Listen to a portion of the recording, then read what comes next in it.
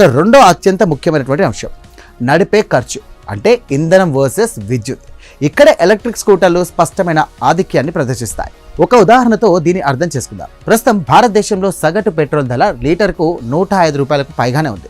సాధారణంగా పెట్రోల్ స్కూటర్లు లీటర్కు 40 నుండి 50 కిలోమీటర్ల మైలేజ్ని ఇస్తాయి. అంటే 1 కిలోమీటర్ ప్రయాణించడానికి మీకు సుమారుగా 2 రూపాయల నుండి 2.5 రూపాయల వరకు ఖర్చు అవుతుంది. ఇప్పుడు మీరు నెలకు సగటున 1000 కిలోమీటర్లకు ప్రయాణించాలనుకుంటే కనుక మీరు నెలవారీ పెట్రోల్ ఖర్చు 2200 రూపాయల నుండి 2500 రూపాయల వరకు ఉంటుంది.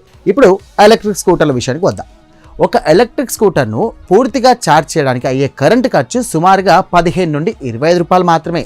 ఈ ఒక్క ఛార్జ్తో ఇది సుమారు 100 కిలోమీటర్ల వరకు ప్రయాణిస్తుంది. అంటే 1 కిలోమీటర్కు అయ్యే ఖర్చు కేవలం 20 నుండి 30 పైసలు. అదే 1000 కిలోమీటర్ల నెలవారీ ప్రయాణానికి మీకు అయ్యే ఖర్చు కేవలం 200 నుండి 300 రూపాయలు.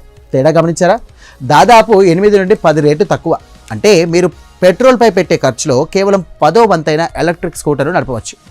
ఇది దీర్ఘకాలంలో మీ జేబుపై భారాన్ని ఎంతగా తగ్గిస్తుందో మీరే ఎంచుకోవచ్చు.